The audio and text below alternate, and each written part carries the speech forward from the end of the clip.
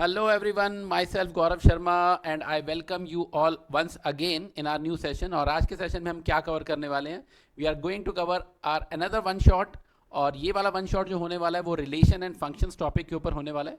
बहुत interesting topic है और मैं ये कह सकता हूँ बहुत फंडामेंटल टॉपिक है, क्योंकि आपके जो आगे के चैप्टर हैं स्पेशली कैलकुलस में आपको फंक्शंस की बहुत ज़रूरत पड़ती है। उसके अलावा और भी बहुत सारे टॉपिक हैं जहाँ पर आपको रिलेशन एंड फंक्शंस की नॉलेज काम में आती है, ठीक है ना। तो अदरवाइज वैसे इस चैप्टर की वेटेज अराउंड 4 मार्क्स की है आपके बोर्ड एग्जाम्स में। स्कोरिंग चैप्टर है, ज़्यादा मुश्किल नहीं है। स्टूडेंट नॉर्मली कंफ्यूज रहते हैं इस चैप्टर के अंदर, बट उतनी कंफ्यूजन वाली कोई बात है नहीं इसमें। बहुत सिंपल सीधी सीधी बातें हैं। आज के सेशन में हम बिल्कुल स्क्रैच से स्टार्ट करने वाले हैं। We are going to start this chapter from very basics. और अगर किसी स्टूडेंट को पहले कुछ भी नहीं आता है इस चैप्टर में तो भी कोई डरने वाली बात नहीं है। आप हमारे साथ इस चैप्टर में कनेक्ट करके चलो, सब नोट्स बनाते चलो, कॉपी पे लिखते चलो। देखो कॉपी पे लिखने का एक फ़ायदा होता है, ऑल तो ये सारी चीज़ें रिकॉर्डिंग में अवेलेबल है आपके पास, बट फिर भी कॉपी पे लिखने का फ़ायदा ये है कि जब आप कुछ समझ कर खुद से कॉपी पे लिखते हो तो वो आपके माइंड में छपता है, ठीक है ना। वो चीज़ आप अपने हाथ से लिखोगे वो आपके माइंड में हमेशा के लिए रह जाएगी। तो इसलिए बेटर है कि आप साथ साथ नोट्स बनाते रहो। नोट्स बनाने के बहुत सारे एडवांटेजेस हैं, खैर उसके बारे में फिर कभी डिस्कस करेंगे। आज के सेशन में हम रिलेशन एंड फंक्शन के बारे में डिस्कस करने वाले हैं। बहुत इंटरेस्टिंग टॉपिक है, बहुत मज़ा आने वाला है आज के सेशन में, बट आपको एंड तक हमारे साथ कनेक्ट करके रहना है। और एंड तक सारी चीज़ें, सारे टॉपिक्स अगर आप बिल्कुल ध्यान से समझोगे तो डेफिनेटली आपके बोर्ड में एक भी नंबर नहीं कटने वाला है इसमें से। सब कुछ क्लियर हो जाएगा, सारे क्वेश्चन जो भी एग्जाम में पूछा जाएगा सब कुछ हम कवर करने वाले हैं। तो let's start the session without wasting any much more time. Okay, तो सबसे पहले हम क्या पढ़ने वाले हैं? So first of all, we are going to learn what is Cartesian product and what is relation. एक मिनट, Cartesian product क्या होता है, relation क्या होता है? चलो Cartesian product समझते हैं पहले। Let's say we have these two sets, set A and set B. Set A में elements पड़े हैं 1, 2 और 3, और B सेट में पड़ा है A और B, ठीक है। ये दो सेट ले लिए हमने, कंसीडर कर लिए set A and set B। Set A में 3 एलिमेंट्स हैं 1, 2 एंड 3, और सेट बी में बड़ा है ए और बी। कार्टेशियन प्रोडक्ट अगर मैं ए क्रॉस बी बनाता हूँ, it will contains 1a 1b 2a 2b 3a and 3b, ठीक है। तो this is Cartesian product, set of all possible order pair, जितने ही पॉसिबल ऑर्डर पेयर आ रहे हैं। ऐसे अगर मैं आपको कहूँ कि मुझे बी क्रॉस ए बनाना है, तो बी क्रॉस ए में क्या आएगा? It will be a1 a2 a3 b1 b2 and b3। बात वही है, आप a क्रॉस b निकाल रहे हो या b क्रॉस a निकाल रहे हो, इसमें ऑर्डर्ड पेयर्स आ रहे हैं। अब ऑर्डर्ड पेयर कहने का मतलब क्या है कि अगर a क्रॉस b कर रहे हैं तो पहला एलिमेंट a का है, दूसरा एलिमेंट b का है। जब b क्रॉस a कैलकुलेट किया तो first element is from b set and second is from a set, ठीक है। बहुत सारे ऑर्डर्ड पेयर्स, जितने भी पॉसिबल ऑर्डर्ड पेयर हैं वो सभी कार्टेशियन प्रोडक्ट के अंदर कंसिडर किए जाते हैं। जैसे आप बहुत कॉमन सा एग्जांपल ले लेता हूँ मैं, जैसे x axis cross y axis का ऑर्डर्ड पेयर, ये आप बहुत कॉमनली यूज़ करते हो। जैसे मैं आपको ये कह देता हूँ कि ये कोऑर्डिनेट दिए हैं आपको किसी पॉइंट के, this is a point P, और उसके कोऑर्डिनेट्स में आपको कहता हूँ 7 8 है। तो इसका मतलब क्या होता है? इसका मतलब ये है कि जो 7 है वो रिप्रेजेंट करता है एक्स कोऑर्डिनेट की वैल्यू, और 8 क्या रिप्रेजेंट करता है? वो वाई कोऑर्डिनेट की वैल्यू, ठीक है ना। इसमें बताने की जरूरत नहीं पड़ी क्योंकि मुझे पता है ये एक्स क्रॉस वाई का कार्टेशियन प्रोडक्ट है। एक्स क्रॉस वाई के कार्टेशियन प्रोडक्ट में सभी पॉसिबल ऑर्डर्ड पेयर, जितने भी कोऑर्डिनेट्स बन सकते हैं वो सभी कोऑर्डिनेट्स इसके अंदर आ जाते हैं, ठीक है। यहाँ इस सेट में हमने दो ही सेट कंसिडर किए हैं, ए और बी। ए के अंदर 3 एलिमेंट पड़े हैं 1 2 3, और बी सेट में पड़ा है ए और बी। तो when we calculate A cross B, जब मैं ए क्रॉस बी का कार्टेशियन प्रोडक्ट कैलकुलेट कर रहा हूँ तो उसमें क्या एलिमेंट्स आएंगे? 1a 1b 2a 2b 3a and 3b। और b क्रॉस a में अगर कैलकुलेट कर रहे हैं तो we are getting a1 a2 a3 b1 b2 b3। I hope ये बात समझ आ गई।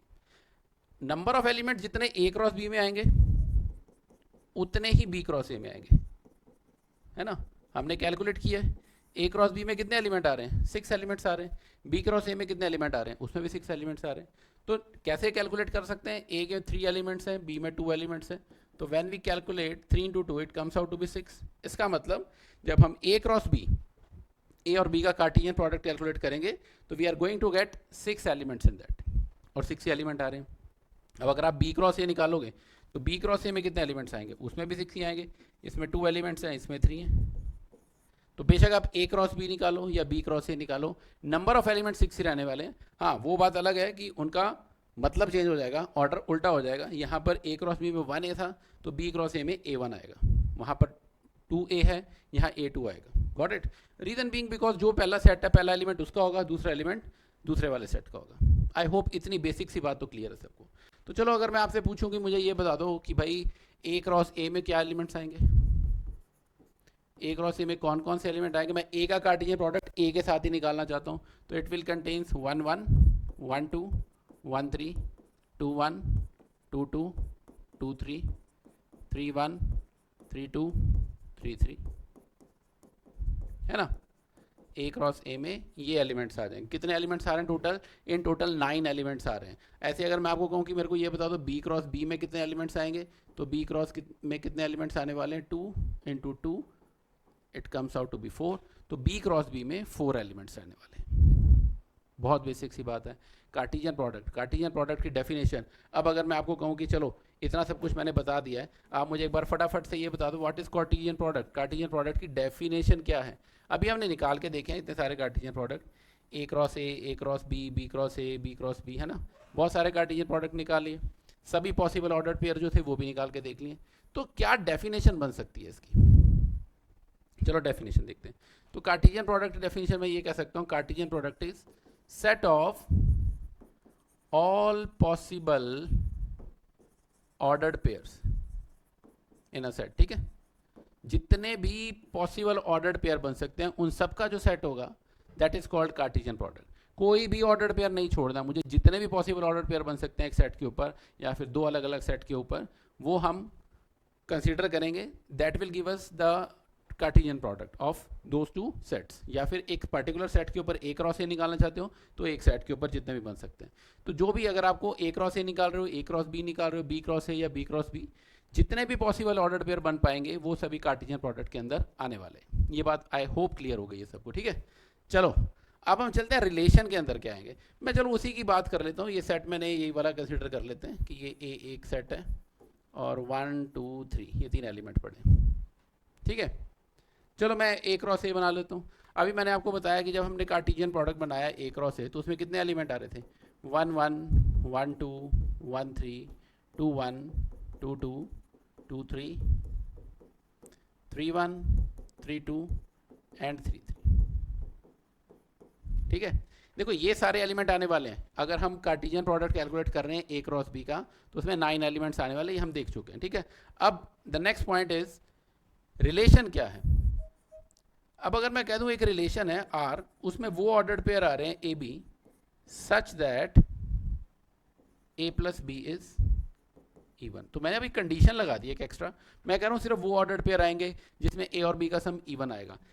डिफाइन मैंने इसी सेट के ऊपर किया, ए के ऊपर। तो मैंने देखा ए के अंदर कार्टेशियन प्रोडक्ट में तो बहुत सारे एलिमेंट आ रहे थे, टोटल 9 एलिमेंट आ रहे थे। क्या इस रिलेशन में वो सारे एलिमेंट आएंगे? चलो देख लेते हैं। आप ये देखो कौन कौन से ऑर्डर्ड पेयर आएंगे। क्या 1 1 में इतनी वैल्यू है कि ये उसके अंदर आ सके? चेक कर लेते हैं, क्या 1 1 इस कंडीशन को सेटिस्फाई कर रहा है? ए बी वो ऑर्डर्ड पेयर आएंगे जिनका सम इवन है। क्या 1 और 1 का सम इवन है? यस। तो मैं कह सकता हूँ कि 1 1 इस रिलेशन में आएगा।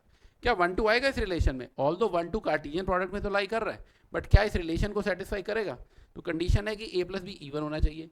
1 और 2 का सम तो इवन नहीं है, तो 1 2 तो नहीं लाई करेगा। बट येस 1 3 कर जाएगा, 2 1 नहीं करेगा, 2 2 लाई करेगा, क्योंकि इनका सम इवन आ रहा है। 2 1 का तो नहीं है ना, 2 3 का भी इवन नहीं है, 3 1 का इवन है, 3 3 का इवन है।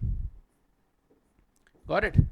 तो मैं ये कह सकता हूँ कि रिलेशन के अंदर भी ऑर्डर्ड पेयर ही आ रहे हैं, कार्टेशियन प्रोडक्ट में भी ऑर्डर्ड पेयर आ रहे हैं। तो फर्क क्या हुआ इन दोनों में? क्या कार्टेशियन प्रोडक्ट और रिलेशन में कोई फर्क नहीं है? दोनों में ऑर्डर्ड पेयर आ रहे हैं। है फर्क। क्या फर्क है? Cartesian product is set of all possible ordered pair, but relation is set of all those ordered pairs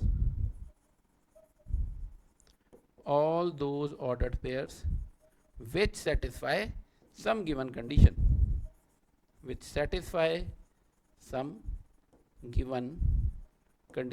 जो किसी गिवन कंडीशन को सेटिस्फाई करेंगे वही ऑर्डर्ड पेयर्स आएंगे। जैसे इस क्वेश्चन के अंदर, इस रिलेशन के अंदर हमने गिवन कंडीशन क्या बना रखी है कि ए और बी का सम इवन होना चाहिए। तो आप देखो किन किन ऑर्डर्ड पेयर का सम इवन आ रहा है?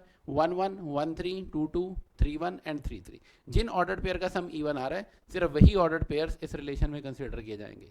रिलेशंस में भी ऑर्डर्ड पेयर आ रहे हैं, कार्टेशियन प्रोडक्ट में भी ऑर्डर्ड पेयर आ रहे हैं। बट जो रिलेशन है उसमें कम ऑर्डर पेयर आ रहे हैं, वही ऑर्डर पेयर आ रहे हैं जो किसी गिवन कंडीशन को सेटिस्फाई करेंगे। अब मान लो मैं कंडीशन बदल देता हूँ, मैं कह देता हूँ एक ऐसा रिलेशन बनाया जाए जिसमें वो ए बी आ रहा है such that A plus B is odd, तो उसमें कोई और ऑर्डर पेयर आएंगे जो उस कंडीशन को सेटिस्फाई करते होंगे।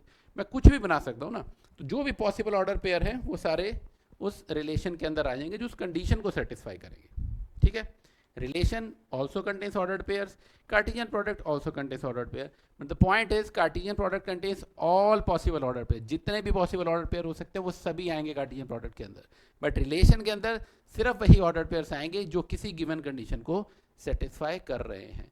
तो मैं आपसे एक छोटी सी बात पूछ लेता हूँ, पूछ नहीं लेता बता ही देता हूँ कि अगर आप सोचो रिलेशन के अंदर बी ऑर्डर्ड पेयर आ रहे हैं, कार्टिजियन प्रोडक्ट में बी ऑर्डर्ड पेयर आ रहे हैं, बट कार्टिजियन प्रोडक्ट में सारे ऑर्डर्ड पेयर हैं, रिलेशन में सारे नहीं है, तो we can conclude one thing out of this कि जो रिलेशन होता है, relation is a subset of Cartesian product, है ना, क्योंकि रिलेशन में सभी ऑर्डर्ड पेयर नहीं आ रहे हैं, कार्टिजियन प्रोडक्ट में सभी ऑर्डर्ड पेयर आ रहे हैं। दिस इज वेरी इंपॉर्टेंट, याद रखना है, relation is a subset of Cartesian product, relation में भी ऑर्डर्ड पेयर आ रहे हैं बट कम आ रहे हैं, हाँ ऐसा भी हो सकता है सभी आ जाएं, बट कार्टिजियन प्रोडक्ट में तो सारे पॉसिबल ऑर्डर पेयर आएंगे ही आएंगे। क्या ये बात क्लियर है सबको? मेरे को नहीं लगता इस क्वेश्चन में, इस पॉइंट में कोई डाउट होना चाहिए, क्वेश्चन तो खैर अभी हमने किए नहीं है, बट ये कॉन्सेप्ट सबसे पहला कॉन्सेप्ट है इस चैप्टर का कि कार्टिजियन प्रोडक्ट क्या होता है, रिलेशन क्या होता है। कार्टिजियन प्रोडक्ट की डेफिनेशन एक बार फिर से बोलते हैं हम, set of all possible ordered pairs, they are called Cartesian product, and relation also contains set of all those ordered pairs which satisfy some given condition। तो जो कुछ गिवन कंडीशन को सेटिस्फाई करेंगे उनके सेट को हम कहते हैं रिलेशन, और सभी पॉसिबल ऑर्डर पेयर्स के सेट को कार्टिजियन प्रोडक्ट। आई होप ये बात सबको समझ आ गई है ना। चलो नेक्स्ट पॉइंट पे चलते हैं, what are different types of relation. अलग अलग टाइप के रिलेशन हो सकते हैं। अब मान लो मैंने जैसे भी आपको ए क्रॉस सी बनाकर दिखाया, उसमें 9 एलिमेंट्स आ रहे थे, 9 पॉसिबल ऑर्डर पेयर आ रहे थे। ऐसे और भी हो सकता है कि अगर मैं सेट बड़ा बना दूं तो उसमें ज़्यादा भी ऑर्डर पेयर आ सकते हैं। सबसे पहला टाइप का relation what is empty relation या फिर वॉइड रिलेशन। एम्प्टी रिलेशन या वॉइड रिलेशन नाम से पता चल रहा है, अगर एक रिलेशन में कोई भी ऑर्डर पेयर नहीं है, मैं कह दूं कुछ भी नहीं आ रहा है इस रिलेशन में, तो ये बेचारा अधूरा रह गया, अधूरा भी क्या खाली रह गया। तो अगर ये रिलेशन खाली है, मतलब कोई भी ऑर्डर पेयर इसके अंदर नहीं पड़ा है, in that case we can say that the relation is an empty relation. कुछ भी नहीं पड़ा है, एक सिंगल ऑर्डर पेयर भी नहीं आ रहा है इसके अंदर, ठीक है, तो वो रिलेशन एक एम्प्टी रिलेशन या फिर वॉइड रिलेशन कहलाता है। एम्प्टी रिलेशन या वॉइड रिलेशन उस रिलेशन को कहेंगे जिसके अंदर एक भी ऑर्डर्ड पेयर नहीं आ रहा है। If a relation contains no ordered pair, that relation is called an empty relation. Universal relation नाम से पता चल रहा है, जैसे पिछले वाले केस में अगर मैं कह दूं सभी ऑर्डर्ड पेयर आ गए 1 1 1 2 1 3, है ना, 3 3 तक सारे ही आ रहे थे, ये मैं उस सेट के लिए कह रहा हूँ, ऐसा नहीं कह रहा हूँ हर एक में ये, उस सेट के लिए ये सारे ही ऑर्डर्ड पेयर अगर कंसीडर कर दिए जाएं तो मैं ये कह सकता हूँ कि ये रिलेशन जो हो जाएगा वो यूनिवर्सल रिलेशन हो जाएगा। या फिर मैं ये कह सकता हूँ कि इस केस में जो रिलेशन है वो कार्टिजियन प्रोडक्ट के इक्वल ही हो जाता है ना। अगर वो पूरा का पूरा कार्टिजियन प्रोडक्ट के सारे पॉसिबल ऑर्डर पे जितने भी बन सकते थे वो सभी रिलेशन में आ जाएंगे, इन that case that relation is called universal relation. सभी पॉसिबल ऑर्डर पेयर इसके अंदर कंसीडर किए जा रहे हैं। Okay, what is identity relation.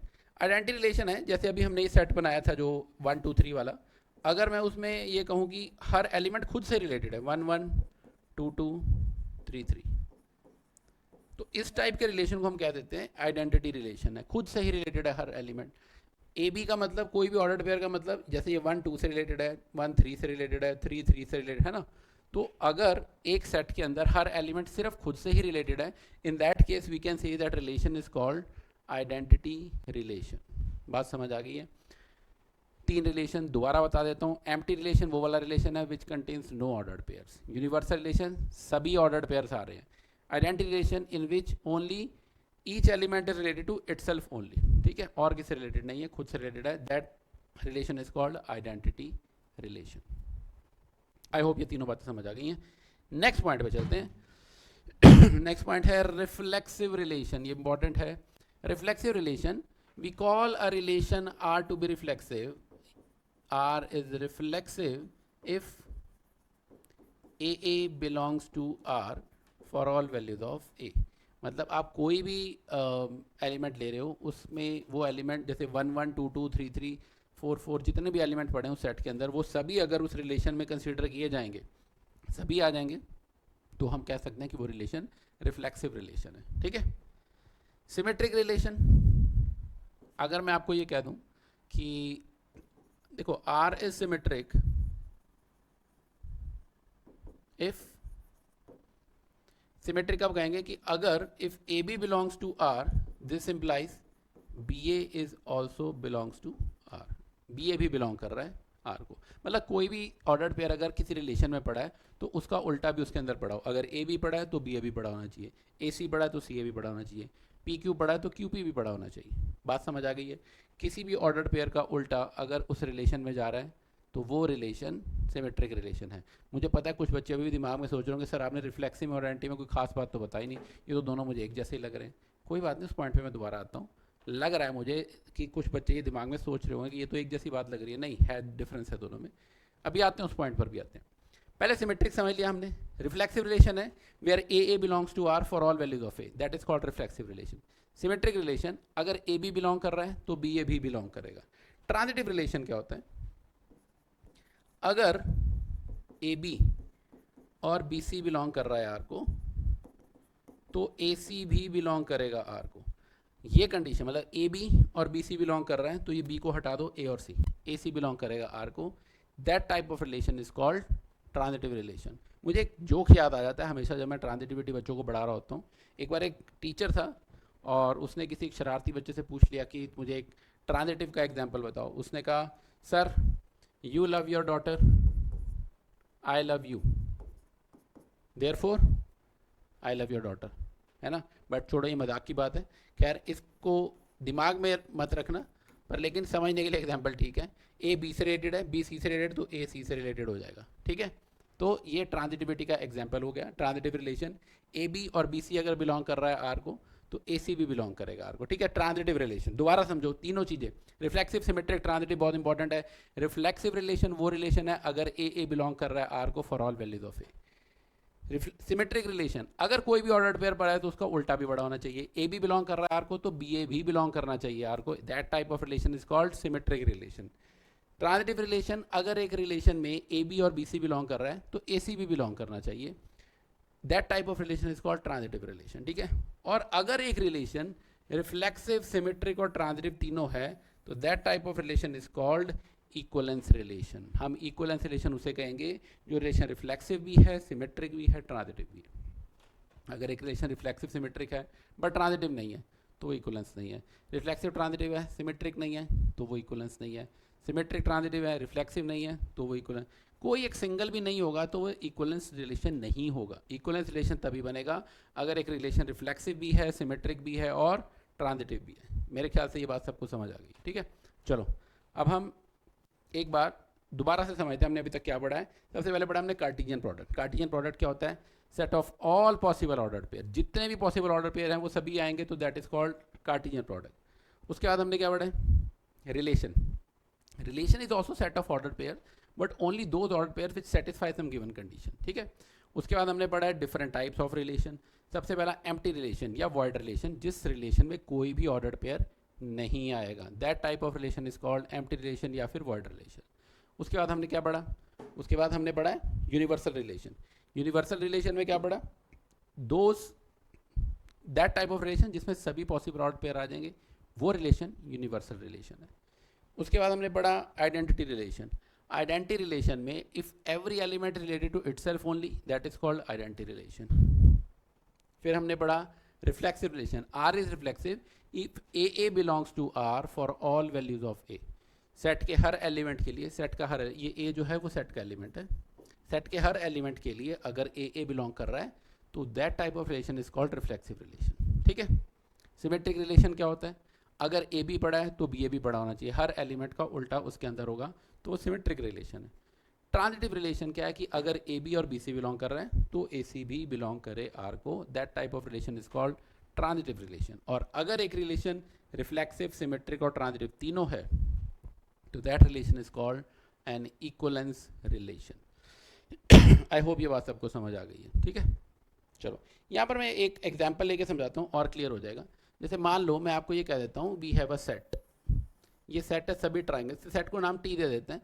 इसमें हर टाइप की ट्राइंगल आ रही है, equilateral triangle, right angle triangle, isosceles triangle, ठीक है। T is set of all triangles. और मैं आपको ये कह देता हूँ आर एक रिलेशन है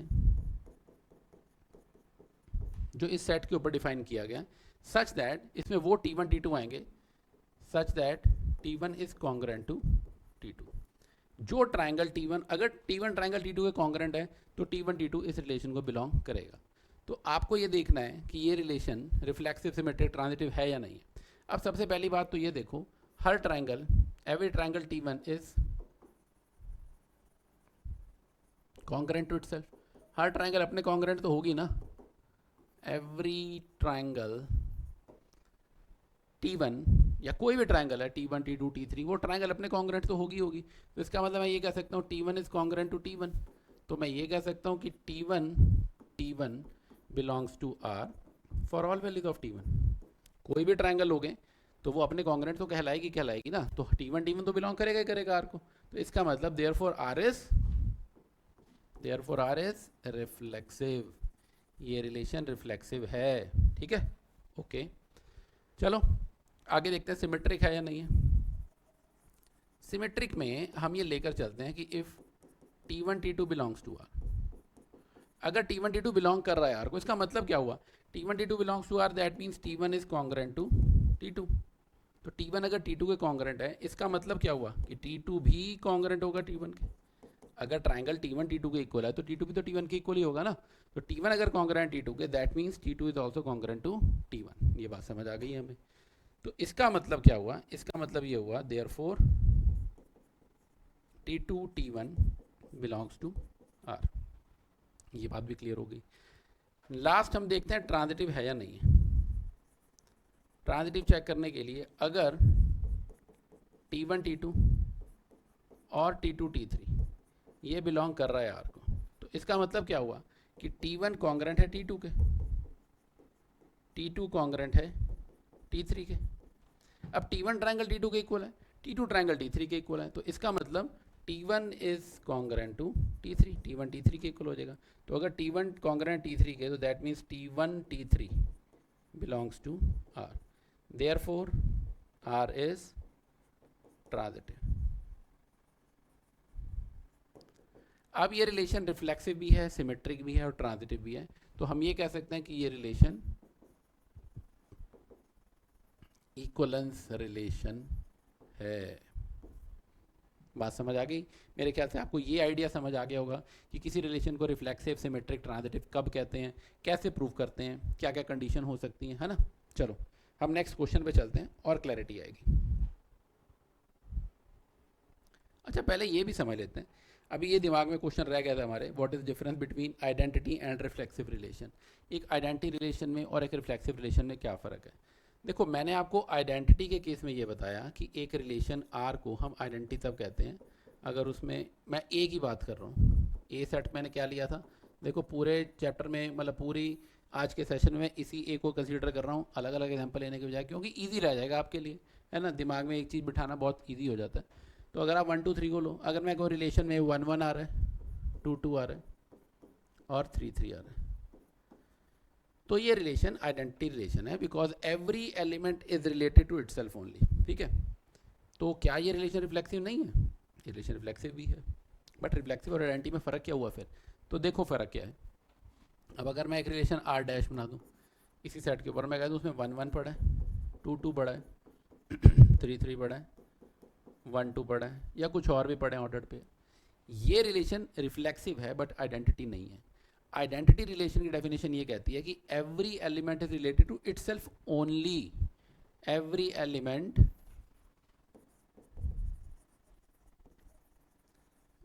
element is related to itself only, सिर्फ इसी से रिलेटेड होगा। बट रिफ्लेक्सिव रिलेशन ये कहता है कि every element should be related to itself.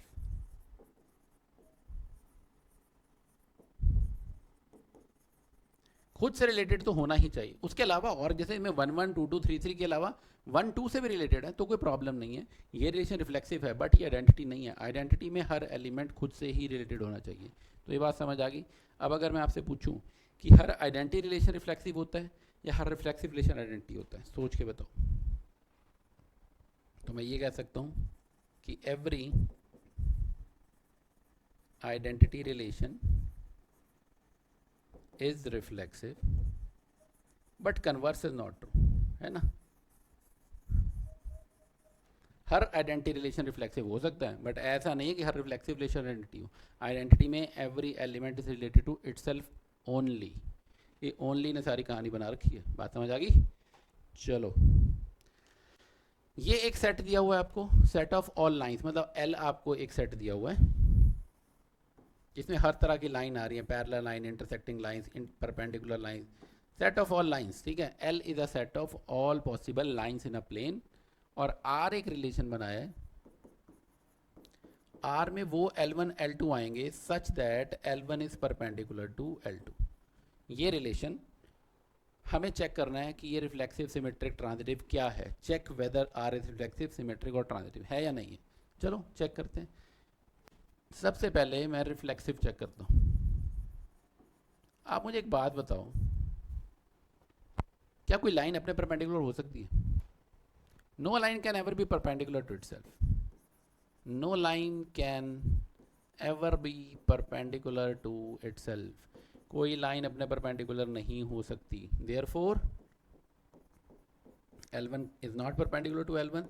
This implies L1 does not belongs to R. L1 R को नहीं बिलोंग करता है। बात समझ आ गई। तो L1 R को तब बिलोंग करेगा अगर L1 के परपेंडिकुलर होता, बट कोई लाइन अपने परपेंडिकुलर थोड़ी हो सकती है। तो ये रिलेशन रिफ्लेक्सिव तो नहीं है, तो this relation is not reflexive. चलो सेकेंड पॉइंट पे चलते हैं, सिमेट्रिक। सिमेट्रिक ये कहता है कि अगर L1 L2 बिलोंग कर रहा है R को, अब L1 L2 अगर बिलोंग कर रहा है R को, तो इसका मतलब क्या होता है? इसका मतलब हो गया कि L1 परपेंडिकुलर L2 के, है ना। कुछ सोच कर देखो, ये लाइन है L1, ये लाइन है L2। अगर L1 परपेंडिकुलर है L2 के, तो इसका मतलब क्या हुआ? L2 भी तो परपेंडिकुलर हुआ, therefore L2 is also perpendicular to L1, है ना। तो अगर L2 भी परपेंडिकुलर L1 के, इसका मतलब L2 L1 belongs to R। अब देखो, कोई भी ऑर्डर्ड पेयर लिया और उसका उल्टा चला गया, तो इसका मतलब ये रिलेशन क्या है? This relation is symmetric. R is symmetric. तो हमने ये तो प्रूव कर लिया है कि ये रिलेशन रिफ्लेक्सिव नहीं है, ये भी प्रूव कर दिया है कि ये रिलेशन सिमेट्रिक है। चलो अब थर्ड पॉइंट पे चलते हैं, ट्रांजिटिव। क्या ये रिलेशन ट्रांजिटिव बनेगा? क्या कहता है तुम्हारा दिमाग? तो ट्रांजिटिव की कंडीशन क्या है कि अगर L1 L2 और L2 L3 बिलोंग कर रहे हैं R को, तो L1 L2 बिलोंग कर रहा है, इसका मतलब L1 परपेंडिकुलर होगा L2 के, और L2 L3 कर रहा है तो L2 परपेंडिकुलर होगा L3 के। यार सोच के देखो, मैं कह रहा हूँ ये L1 लाइन है, ये परपेंडिकुलर है L2 के, और L2 परपेंडिकुलर है L3 के, तो क्या L1 L3 परपेंडिकुलर आ रही है? ये तो नहीं आ रही। तो इसका मतलब L1 is not perpendicular to L3, ये तो नहीं आ रहा। तो अगर ये नहीं आ रहा है तो this relation is not transitive. ये रिलेशन ट्रांजिटिव भी नहीं बन रहा है। तो इसका मतलब ये रिलेशन एक ऐसा रिलेशन बना जो ना तो रिफ्लेक्सिव है ना ट्रांजिटिव है, बट सिमेट्रिक है ये रिलेशन, ठीक है। अच्छा, तो क्या अगर मैं आपसे पूछूं ये रिलेशन इक्विवेलेंस होगा? इक्विवेलेंस तो मेरे को यही रिफ्लेक्सिव में समझ आ गया था, जब रिलेशन रिफ्लेक्सिव ही नहीं बना तो इक्विवेलेंस क्या बनेगा, है ना। तो ये रिलेशन इक्विवेलेंस भी नहीं है, रिफ्लेक्सिव भी नहीं था, बट मैंने आपको तीनों पॉइंट प्रूव करके दिखा दिए हैं कि ये रिलेशन रिफ्लेक्सिव नहीं है, ये रिलेशन सिमेट्रिक है और ट्रांजिटिव नहीं है, ठीक है। ऐसा कुछ भी हो सकता है एक रिलेशन में, कोई भी और आप चीज़ें चेक कर सकते हो कि एक रिलेशन रिफ्लेक्सिव, सिमेट्रिक, ट्रांजिटिव कौन सी कंडीशन को होल्ड कर रहा है, कौन सी प्रॉपर्टीज उसके अंदर है। अगर तीनों ही होंगी तो वो रिलेशन इक्विवेलेंस होगा, अदरवाइज हम उसे नहीं कह सकते कि वो इक्विवेलेंस है। चलो check whether the relation R in R defined by R is equal to A B, R में वो ऑर्डर पेयर ए बी आ रहे हैं such that A is less than B cube, A is less than और equal to B cube, A less than equal B cube के होना चाहिए, वो ऑर्डर पेयर आर में पड़े होंगे। ओके, आर इन आर मतलब रियल नंबर्स हैं, ए और बी यहाँ पर रियल नंबर है, वो ए बी आएंगे such that A is less than equal to B cube. तो मुझे चेक करना है कि क्या ये रिलेशन रिफ्लेक्सिव है, सिमेट्रिक है, ट्रांजिटिव है। अब आपको पता है रिफ्लेक्सिव की डेफिनेशन क्या है, सबसे पहले मैं रिफ्लेक्सिव चेक करता हूँ। देखो एक मैं आपको और छोटी सी बात बताता हूँ, मतलब ये ज्ञान की बातें हैं, ज्ञान की बात इसलिए कह रहा हूँ मैं आपको क्योंकि इस क्वेश्चन से रिलेटेड नहीं है, बट आपको ओवरऑल पूरे मैथ्स के लिए बता रहा हूँ कि कभी भी आप मैथ्स का कोई क्वेश्चन बोर्ड एग्जाम्स में अटैम्प्ट कर रहे हो ना, तो अब मैं रिफ्लेक्सिव चेक करने वाला हूँ। तो मैं सबसे पहला काम क्या करूँगा, मैं रिफ्लेक्सिव की डेफिनेशन लिख दूंगा, R is said to be reflexive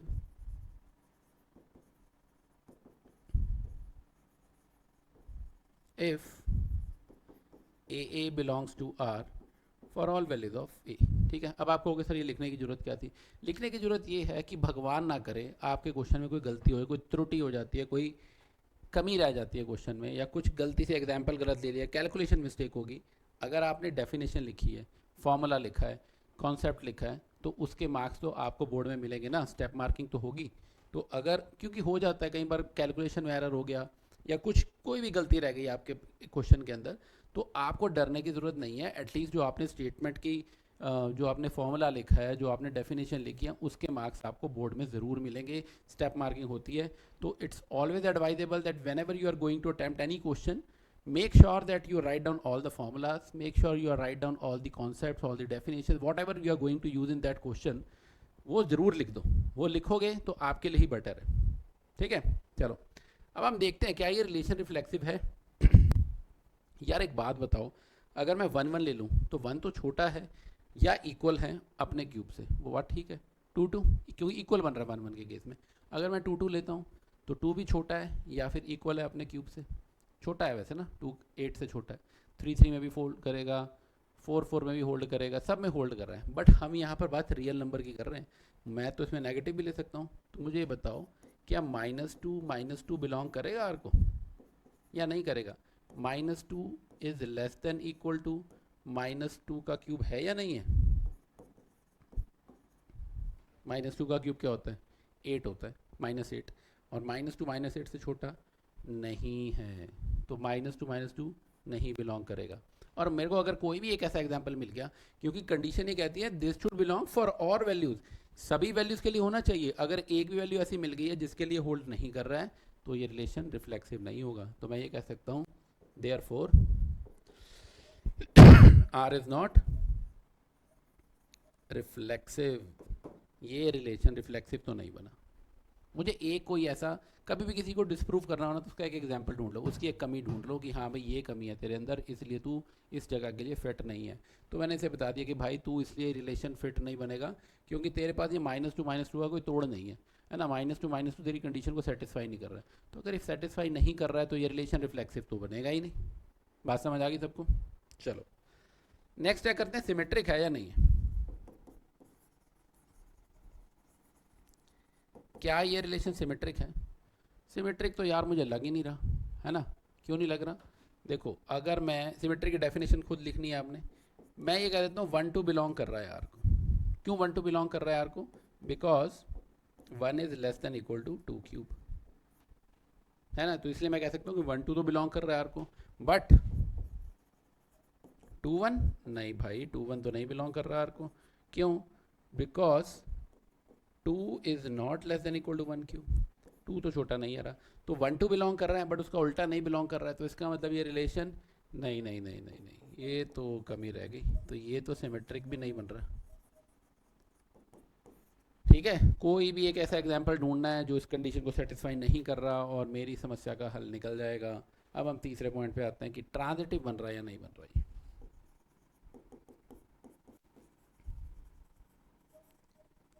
क्या लगता है ये रिलेशन ट्रांजिटिव बनेगा?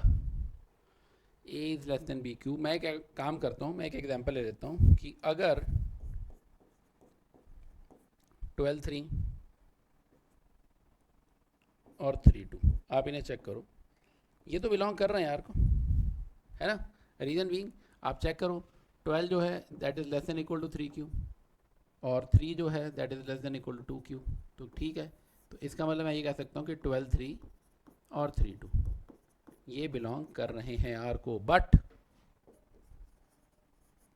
12 2 ये तो नहीं बिलोंग कर रहा भाई आर को। क्यों नहीं कर रहा? क्योंकि 12 is not less than equal to 2q। 2 का क्यूब तो 8 होता है, तो 12 2 8 से छोटा तो नहीं है, 2 के क्यूब से छोटा नहीं है। इसका मतलब ये रिलेशन ट्रांजिटिव भी नहीं बना भाई, ये तो कुछ भी किसी लायक नहीं रह गया ये तो। ठीक है, so this relation is not reflexive, not symmetric, not transitive, कुछ भी नहीं बन रहा है ये। ठीक है, इस टाइप के क्वेश्चन बहुत ट्रिकी क्वेश्चन बन जाते हैं इसके ऊपर। ठीक है, तो आपको ध्यान रखना है, कंडीशंस थोड़ी सी प्रैक्टिस चाहिए और कुछ भी नहीं है। कंडीशंस को आपने ध्यान में रखना है, डेफिनेशंस को ध्यान में रखना है कि एक रिलेशन रिफ्लेक्सिव, सिमेट्रिक, ट्रांजिटिव कब हो सकता है। ये रिलेशन में कोई एक ऐसा एग्जांपल ढूंढ लो जो रिफ्लेक्सिविटी कंडीशन को सेटिस्फाई नहीं कर रहा है, तो मैं कह दूंगा कि ये रिलेशन रिफ्लेक्सिव नहीं है। एक एग्जांपल ढूंढ लिया जो सिमेट्रिक की डेफिनेशन को सेटिस्फाई नहीं कर रहा है, तो रिलेशन सिमेट्रिक नहीं है। ये ट्रांजिटिव की डेफिनेशन को सेटिस्फाई नहीं कर रहा है, तो ये रिलेशन ट्रांजिटिव भी नहीं है। चलो नेक्स्ट क्वेश्चन पे चलते हैं। Show that relation R in a set A, x belongs to z, integer values हैं और x लाई कर रहा है 0 से 12 के बीच में। ये रिलेशन आर में वो ऑर्डर पेयर ए बी आ रहे हैं where a minus B the multiple of 4। Okay, ये तो अच्छा क्वेश्चन है। वो ए बी आ रहे हैं such that a minus B is a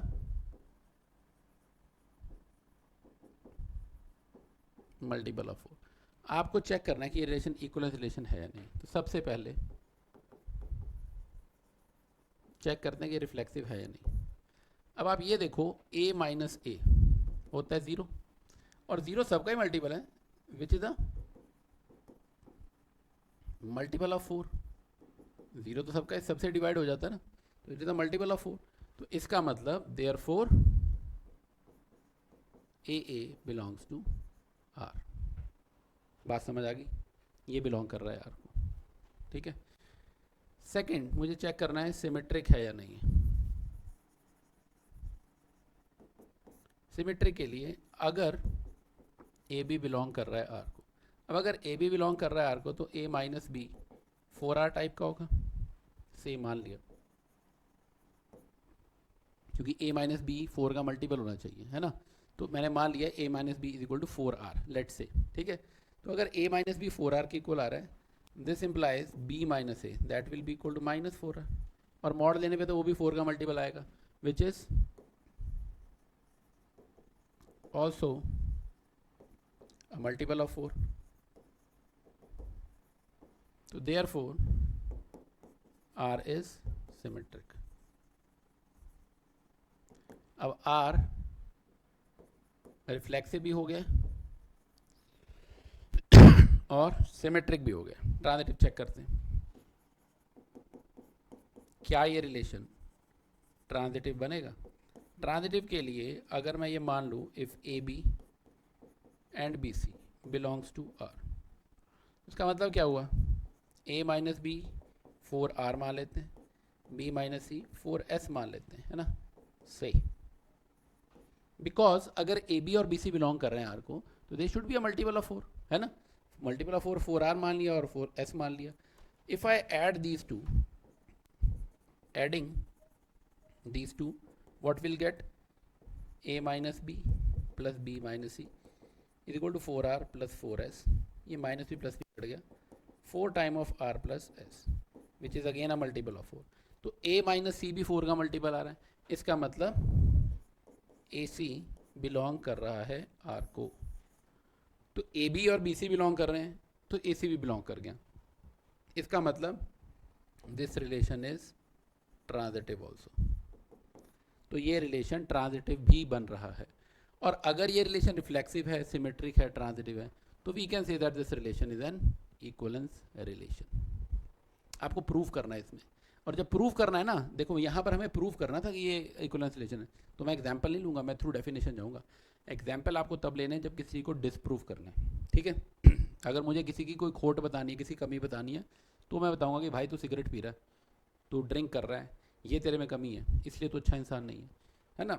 otherwise example तभी लिए जाएंगे जब किसी की कमी बता रहे हो कि तुझमें ये कमी है इसलिए तो रिलेशन रिफ्लेक्सिव नहीं है, तुझमें ये कमी है इसलिए तो सिमेट्रिक नहीं है। बट अगर आपको प्रूव करना है तो आपको बाय डेफिनेशन जाना पड़ेगा। आई होप ये बात क्लियर हो गई है सबको, है ना। अगला ये क्वेश्चन तो बहुत मजेदार बन रहा है, वेरी इंपॉर्टेंट। क्या करना है इसके अंदर, इसमें हमें यह प्रूव करना है कि intersection of two equivalence relation is also an equivalence relation. दो इक्वलेंस रिलेशन का इंटरसेक्शन भी एक इक्वलेंस रिलेशन है। ये ऐसे भी आ जाता है, आपको ये बताना है कि ये ट्रू है या फॉल्स है। क्या लगता है आपको, क्या दो इक्वलेंस रिलेशन का इंटरसेक्शन इक्वलेंस होगा या नहीं होगा। मतलब ये है कि अगर R1 एक इक्वलेंस रिलेशन है, R2 भी एक इक्वलेंस रिलेशन है, तो R1 intersection R2 required to prove R1 intersection R2 is an equivalence relation. ये हमें पता है कि R1 and R2 they both are equivalence relation. चलो मैं आपको बता देता हूं वैसे कि अगर आपको दो रिलेशन इक्वलेंस दे रखे हैं तो उनकी इंटरसेक्शन इक्वलेंस होती है, ठीक है। याद रखना, intersection of two equivalence relation is an, this statement is true. But ये तो मैंने आपको बता दिया, प्रूफ तो करके देखना ही पड़ेगा ना। एग्जाम में आता तो प्रूफ करके देखेंगे इक्वलेंस है या नहीं। तो सबसे पहले हम रिफ्लेक्सिव चेक करते हैं कि क्या ये रिफ्लेक्सिव बनेगा। तो उसके लिए हम क्या करेंगे, आप ये देखो R1 and R2 they both are reflexive relations. क्यों है रिफ्लेक्सिव, क्योंकि मुझे पता है R1 और R2 दोनों ही इक्वलेंस है, और अगर कोई भी रिलेशन इक्वलेंस बन रहे हैं तो वो रिफ्लेक्सिव तो होंगे ही होंगे। तो R1 भी रिफ्लेक्सिव है और R2 भी रिफ्लेक्सिव है। इसका मतलब AA belongs to R1 for all values of A and AA belongs to R2 for all values of A, है ना। तो ये R1 को भी बिलोंग कर रहा है और ये R2 को भी बिलोंग कर रहा है, और अगर ये दोनों को कर रहा है तो we can say therefore AA belongs to R1 intersection R2 for all values of A। इसका मतलब एक कॉमन पार्ट में भी चला गया। अगर एक एलिमेंट R1 में भी है और R2 में भी है तो उसके कॉमन पार्ट में भी तो जाएगा। तो we can say therefore R1 intersection R2 is reflexive. ये बात तो हमने प्रूफ कर ली। सेकेंड पॉइंट पे आते हैं, क्या ये सिमेट्रिक होगा। सिमेट्री के लिए अगर मैं ये मान के चलूं कि AB बिलोंग कर रहा है R1 इंटरसेक्शन R2, तो मुझे ये प्रूफ करना है कि BA भी बिलोंग करेगा R1 इंटरसेक्शन R2 को। तो AB बिलोंग कर रहा है R1 इंटरसेक्शन R2 को, इससे क्या इंप्लाई होता है, दिस इंप्लाइज कि AB जो है वो R1 में भी है और AB R2 में भी है। AB R1 में भी पड़ा है और AB R2 में भी पड़ा है। और R1 क्या है, R1 is symmetric and R2 is symmetric. R1 symmetric है तो इसका मतलब BA बिलोंग करेगा R1 को, R2 सिमेट्रिक है तो BA बिलोंग कर देगा R2 को, है ना। क्योंकि हर एलिमेंट का उल्टा तो होगा ही ना R1 रिलेशन में, क्योंकि R1 सिमेट्रिक है, R2 भी सिमेट्रिक है तो हर एलिमेंट का उल्टा होगा। अब BA R1 में भी है और BA R2 में भी है, तो this implies BA belongs to R1 intersection R2। तो ये सिमेट्रिक भी बन रहा है। R1 इंटरसेक्शन R2 रिफ्लेक्सिव भी हो गया प्रूफ और सिमेट्रिक भी हो गया। तीसरा पॉइंट, तीसरे पॉइंट में क्या प्रूव करना है हमें, वी नीड टू प्रूव कि क्या ये रिलेशन ट्रांजिटिव होगा। ट्रांजिटिव के लिए अगर AB और BC बिलोंग कर रहे हैं R1 इंटरसेक्शन R2 को, तो हमें चेक करना है कि AC भी बिलोंग करेगा या नहीं करेगा। अब आप ये देखो AB और BC R1 इंटरसेक्शन R2 में पढ़े, तो इसका मतलब AB और BC बिलोंग करेगा R1 में एंड AB और BC बिलोंग करेगा R2 में। AB और BC R1 में है और R1 क्या है, R1 is transitive, R2 is transitive. क्योंकि ये रिलेशन इक्वलेंस है तो ट्रांजिटिव तो होंगे ही होंगे, है ना। R1 भी ट्रांजिटिव है तो R2 भी ट्रांजिटिव है, तो इसका मतलब this implies AC belongs to R1 and AC belongs to R2। AC R1 में भी है, AC R2 में भी है, इसका मतलब AC बिलोंग कर जाएगा R1 इंटरसेक्शन R2 में। यही तो प्रूव करना था। AB और BC बिलोंग कर रहा है R1 इंटरसेक्शन R2 से, तो AC भी बिलोंग कर गया। इसका मतलब जो इंटरसेक्शन वाला पार्ट है वो ट्रांजिटिव भी है। और अगर ये रिलेशन रिफ्लेक्सिव है, सिमेट्रिक है, ट्रांजिटिव है, तो फिर तो ये रिलेशन इक्विवेलेंस भी होगा। इसका मतलब हम ये कह सकते हैं कि intersection of two equivalence relation is also an equivalence relation. Not only two, अगर आपको 3 दे दिए जाते R1, R2 और R3, और मैं आपसे पूछूं R1 intersection R2 intersection R3, क्या वो इक्विवेलेंस होगा या नहीं होगा? तो वो भी इक्विवेलेंस होगा, उसमें बस 3 3 बन जाएंगे, बात तो वही है ना। तो अब एक चीज़ जो आपको समझ आ गई है कि अगर आप कभी भी इंटरसेक्शन कर रहे हो, intersection of two equivalence relation, that will give you always an equivalence relation। equivalence relation का intersection भी एक equivalence relation होता है। अगले पॉइंट पे चलते हैं। क्या ये जो मैंने बात बताई है ये यूनियन के लिए भी होल्ड करती है? Union of two equivalence relation is an equivalence relation, is it true? तो ये मैं बता देता हूँ कि ये फॉल्स है। जरूरी नहीं है कि दो इक्विवेलेंस रिलेशन का यूनियन हमेशा इक्विवेलेंस आए। कैसे? अब मैं मान लो ये वैसे ही कर लेते हैं, R1 और R2, दो इक्विवेलेंस रिलेशन ले लेते हैं। अब फिर वही बात, यहाँ पर मुझे प्रूव करना है, डिसप्रूव करना है। मुझे डिसप्रूव करना है कि यूनियन जो है वो इक्विवेलेंस रिलेशन नहीं बनेगा। तो हम कैसे डिसप्रूव करेंगे? मैंने आपको बताया कि किसी की कमी बतानी हो तो क्या करते हैं, एग्जाम्पल। एग्जैक्टली। तो मैं एक एग्जाम्पल ले लूँगा जहाँ पर ये कंडीशन होल्ड नहीं करेगी, R1 इंटरसेक्शन R2 इक्विवेलेंस नहीं बनेगा। तो फिर वो इसी सेट की बात कर लेते हैं। यार मैंने एक रिलेशन बनाया, इसमें पड़ा है 1 2 और 3, ये 3 एलिमेंट पड़े हैं, ठीक है। और मैं एक रिलेशन बनाता हूँ R1। R1 में पड़ा है 1 1 2 2 3 3 और 1 2 और 2 1।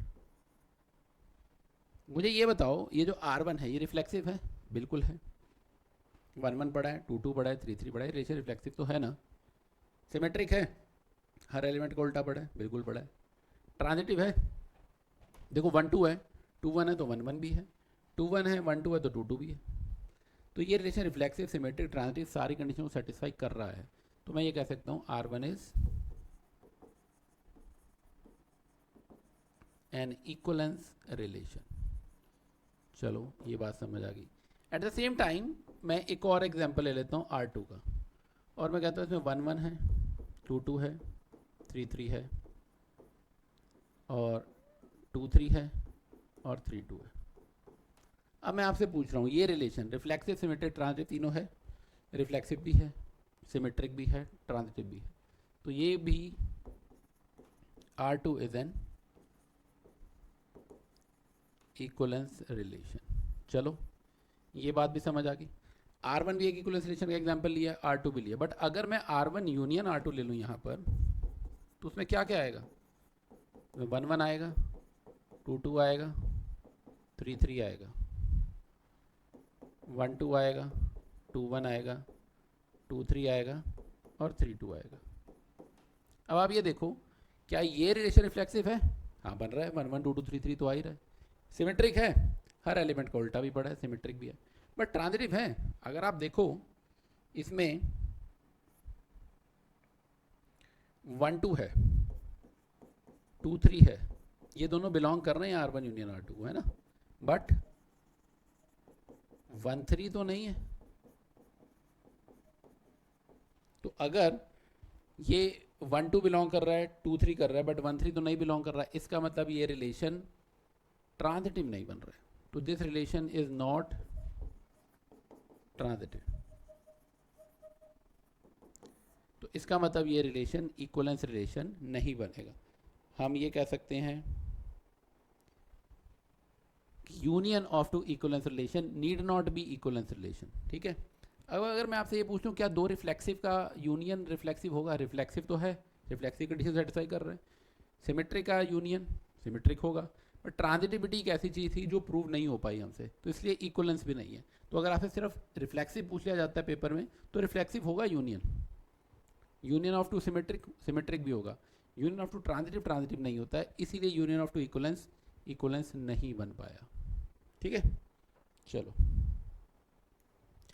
Give an example of relation which is symmetric but neither.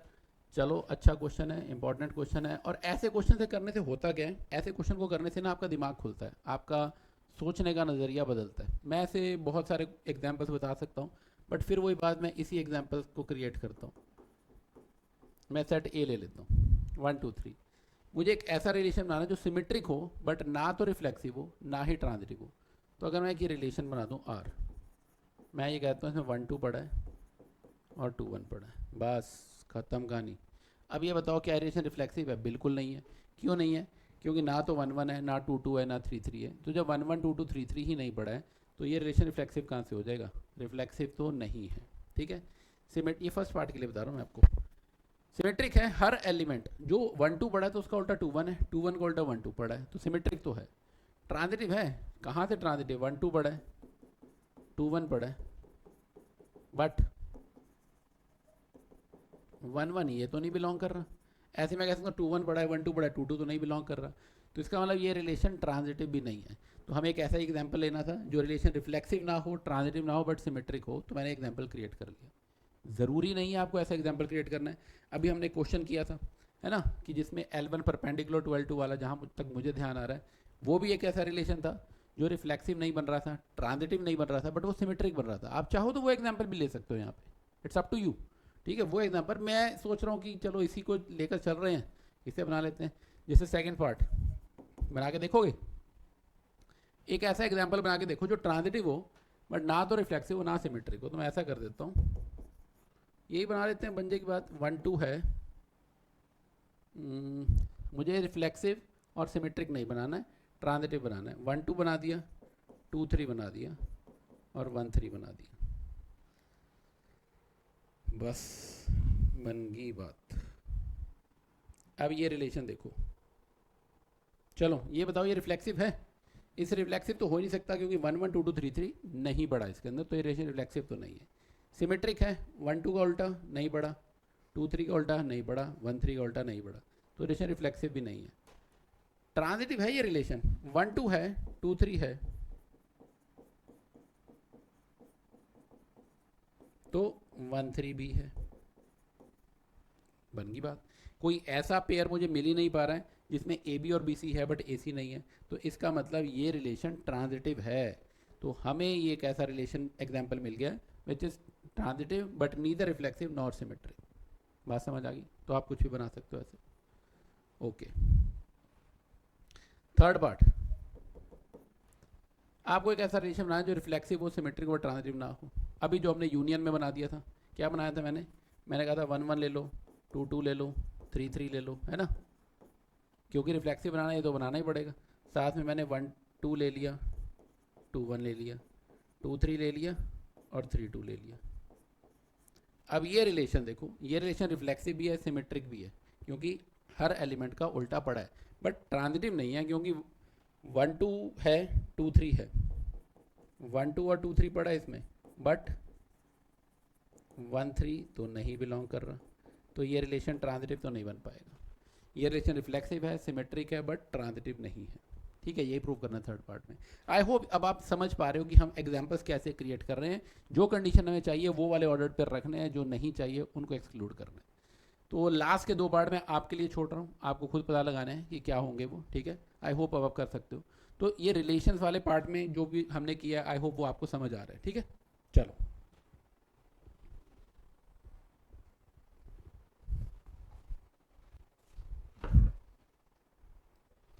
तो नेक्स्ट क्वेश्चन, नेक्स्ट कॉन्सेप्ट जो हम पढ़ने वाले हैं दैट इज फंक्शंस। फंक्शन क्या होता है और डोमेन, कोडोमेन, रेंज क्या होते हैं फंक्शन के। जैसे भी हमने पढ़ा what is Cartesian product and what is relation. ठीक है, Cartesian product is set of all possible ordered pairs. Range में भी ऑर्डर्ड पेयर आ रहे हैं, बट वो ऑर्डर्ड पेयर जो एक गिवन कंडीशन को सेटिस्फाई करेंगे। Now when I define a function, let's say if I say this is set A and this is set B, ठीक है, 1 एलिमेंट एसोसिएटेड है 1 से, 2 एलिमेंट 5 से एसोसिएटेड है, 3 एलिमेंट 7 से एसोसिएटेड है। पहली कंडीशन तो ये है फंक्शन के लिए कि यहाँ का हर एलिमेंट किसी ना किसी एलिमेंट के साथ एसोसिएटेड होना चाहिए, ठीक है। Every element of A, if I define a function from A to B, every element of A should be associated to any element of B also, okay? एक और चीज कि अगर यहाँ पर कोई एलिमेंट, लेट से मैं अगर आपको कह दूँ 4 की इमेज 8 आ रही है, ठीक है, और 4 की इमेज 1 की इमेज 1 आ रही थी, 1 की इमेज 7 भी आ रही है, तो ये फंक्शन नहीं होगा, रिलेशन तो होगा, ठीक है। रिलेशन में हम ऐसा कर सकते हैं कि 1 2 और 1 3 ये दोनों रिलेशन के केस में आ रहे हैं ऑर्डर्ड पेयर्स, बट फंक्शन में नहीं आ सकते हैं। एक एलिमेंट की 2 इमेजेस पॉसिबल नहीं हो सकती है। सो सबसे प्राइमरी कंडीशन जो फंक्शन के लिए है वो ये है कि एक तो अगर फंक्शन ए से बी तक डिफाइन किया जा रहा है तो ए के हर एलिमेंट के लिए कोई ना कोई एलिमेंट बी में होना चाहिए जिससे एसोसिएटेड हो, ठीक है। ए के हर एलिमेंट की इमेज बी में होनी चाहिए। सेकेंड प्राइम कंडीशन इज कि एक एलिमेंट की 2 इमेजेस पॉसिबल नहीं है, एक एलिमेंट की एक ही इमेज रहनी चाहिए, ठीक है। For every element there should be single image. If any element has more than 1 image तो हम ये कह सकते हैं कि वो फंक्शन की डेफिनेशन को वायलेट कर रहा है, वो फंक्शन नहीं होगा, ठीक है। तो सिंपल सी बात जो हम समझना चाहते हैं वो मैं नटशेल में आपको दोबारा बता देता हूँ, रिवाइज करा देता हूँ। पहली कंडीशन तो ये है कि अगर एक फंक्शन बनाया जा रहा है ए से लेकर बी तक, तो पहली कंडीशन ये क्या है कि every element of A must have its image in B, इसकी इमेज होनी चाहिए बी के इमेज इन बी, ठीक है। Second condition is, second condition क्या, अगर फंक्शन ए से बी में बना रहे तो every element should have unique image only, unique image in B. Every element of A should have unique image in B. एक एलिमेंट की अगर एक से ज़्यादा इमेजेस आ रही है, 2 इमेजेस आ रही हैं, 3 इमेजेस आ रही हैं, तो वो फंक्शन के डेफिनेशन को वायलेट कर रहा है, फिर वो फंक्शन नहीं होगा, ठीक है। और अगर ये फंक्शन A से B तक बनाया जाता है तो A को हम कहते हैं domain, this is called domain of function. B is called codomain of function. And what is range? Range is set of all images. ठीक है। अब आप कहोगे सर ये मतलब क्या हुआ, रेंज में और कोडोमेन में कंफ्यूजन हो रही है। चलो आपकी कंफ्यूजन दूर करते हैं। लेट से मैं आपको कह देता हूँ एक फंक्शन बनाया मैंने नेचुरल टू नेचुरल, और फंक्शन है F x is equal to x square, ठीक है।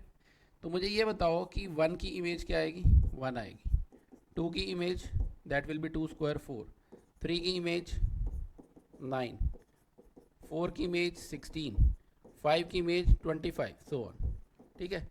अब अगर मैं आपसे पूछूं कि इस फंक्शन के अंदर डोमेन क्या है तो what should be your answer. आप कहोगे सर डोमेन तो सीधा नेचुरल नंबर दिया तो हुआ है, तो बिल्कुल सही बात कह रहे हो। डोमेन क्या है, domain is natural number, set of natural number. Codomain क्या है, कोडोमेन भी सेट ऑफ नेचुरल नंबर है। बट रेंज क्या चीज़ है, यहाँ पर रेंज आएगी set of all possible images. आपके आंसर क्या आ रहे हैं, 1 आ रहा है, 4 आ रहा है, 9 आ रहा है, 16 आ रहा है, 25 आ रहा है, सो ऑन, ठीक है। Set of all possible images, और इमेजेस क्या आ रही है, सारे परफेक्ट स्क्वायर्स। जो स्क्वायर्स हैं ये सारे इमेजेस में आएंगे, ये सारे रेंज के अंदर आ रहे हैं। तो रेंज में हमारे पास सभी पॉसिबल इमेजेस जो भी बन सकती हैं वो सारी रेंज में आएगी, बट कोडोमेन पूरा कंप्लीट सेट है, ठीक है। या फिर मैं नटशेल में ये कह सकता हूँ कि जो रेंज होता है वो सबसेट होता है कोडोमेन का। कोडोमेन में तो सारे ही एलिमेंट आ जाएंगे, बट रेंज में सिर्फ वो एलिमेंट आएंगे जो इमेजेस हैं, जो एलिमेंट की इमेजेस बन रही हैं। अगर फंक्शन ए से बी तक डिफाइंड है, ए क्या है, डोमेन, बी है कोडोमेन, और बी के अंदर उन एलिमेंट्स का सेट जो इमेजेस का सेट है that is called range. So we can say range contains set of all images and codomain is the complete set B. Got it. चलो अभी हमने समझ लिया कि फंक्शन क्या होता है, डोमेन क्या होता है, कोडोमेन क्या होता है और रेंज क्या होती है। चलो अब नेक्स्ट टॉपिक पे चलते हैं। Next point is types of function. अलग अलग टाइप के फंक्शन एग्जिस्ट कर सकते हैं। जो हमें मेजरली पढ़ने हैं वो 2 टाइप के फंक्शन हैं। The one is 1-1 function and the second one is onto function. 1-1 function को हम इंजेक्टिव फंक्शन भी कहते हैं और ऑन टू फंक्शन को सरजेक्टिव फंक्शन भी कहते हैं। फर्क क्या है, होता क्या है वन वन फंक्शन और ऑन टू फंक्शन क्या होता है?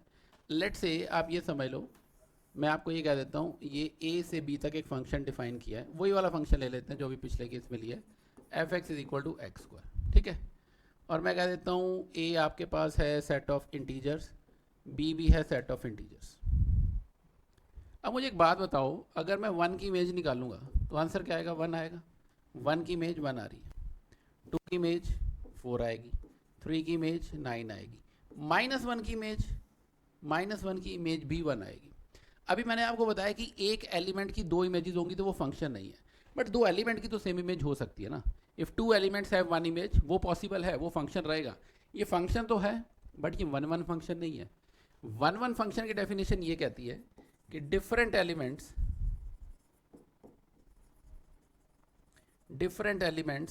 Must have different images.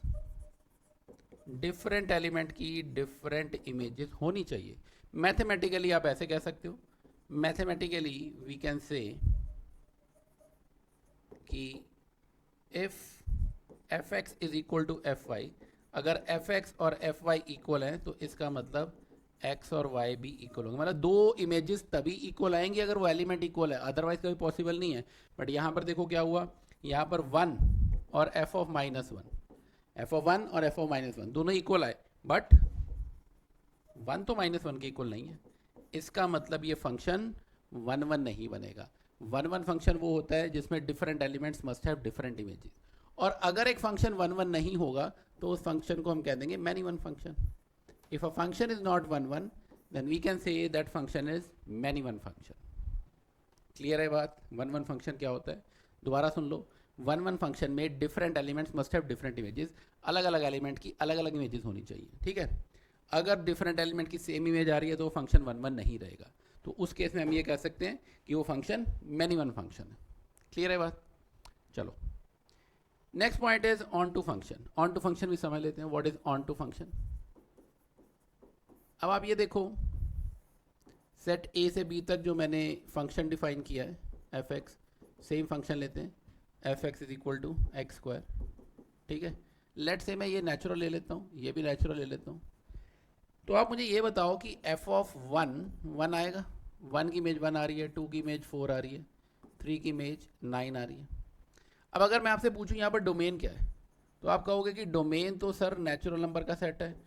को डोमेन वो भी आप फटाफट से आंसर दे दोगे कि नेचुरल नंबर का सेट है, क्योंकि आप सब बहुत अच्छे से बात समझ चुके हो कि अगर ये function natural to natural define है तो नेचुरल नंबर जो ए सेट है वो डोमेन है और बी सेट को डोमेन है।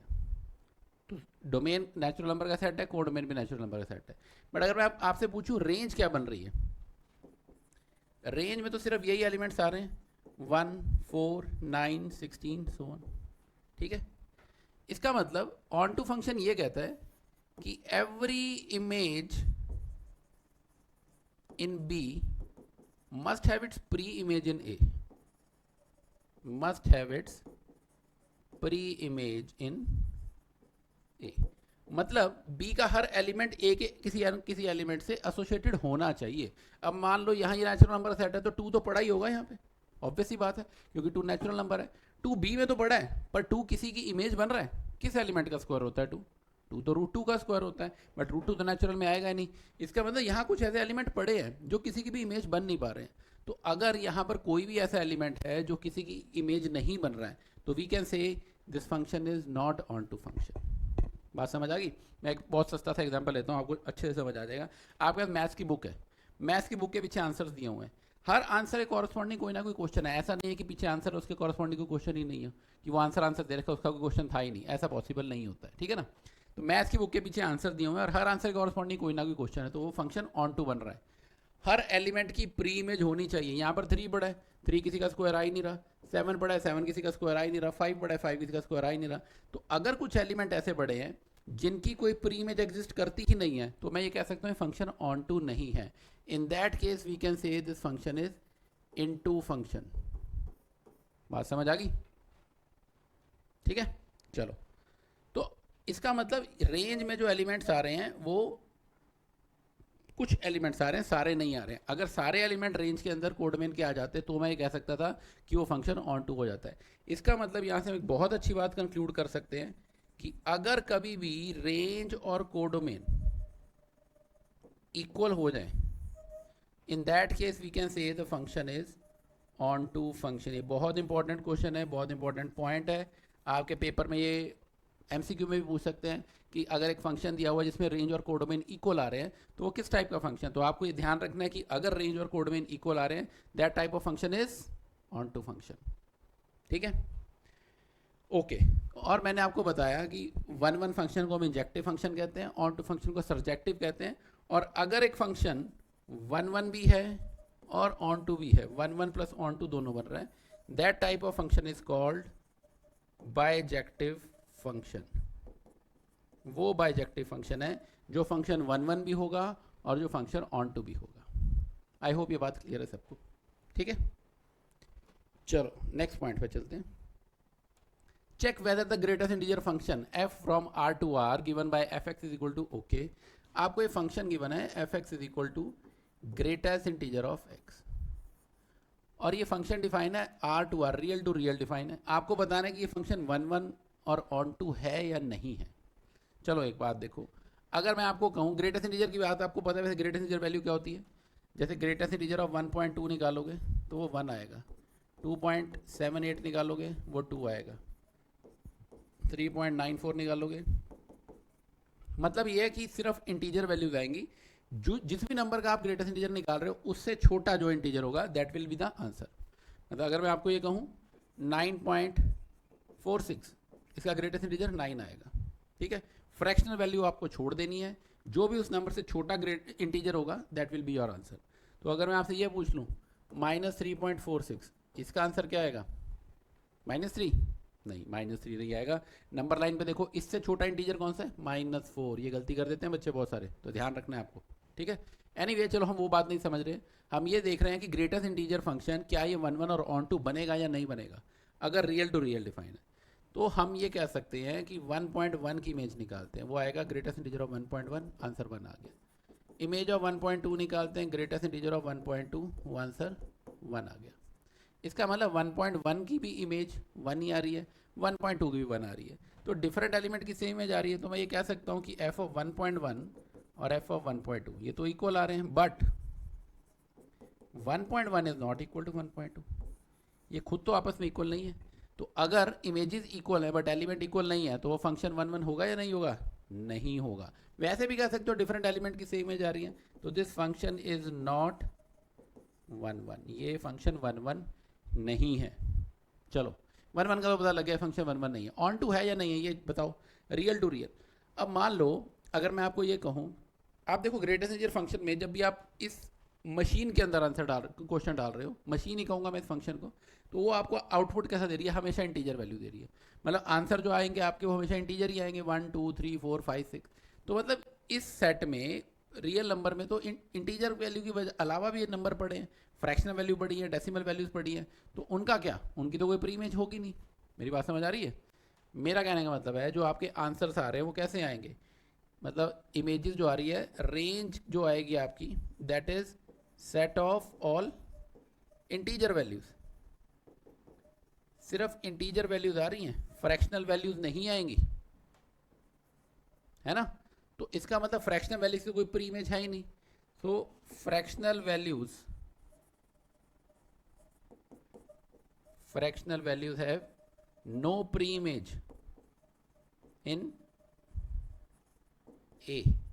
मतलब क्या हुआ? मेरा कहने का मतलब ये है कि अगर ये फंक्शन ए से लेकर बी तक डिफाइन है, ये भी रियल है, ये भी रियल है, यहाँ पर 1.2 पड़ा है, किसी भी एलिमेंट का आंसर 1.2 तो आएगा नहीं, किसी भी एलिमेंट का आंसर 2.7 तो आएगा नहीं, 3.5 तो आएगा नहीं।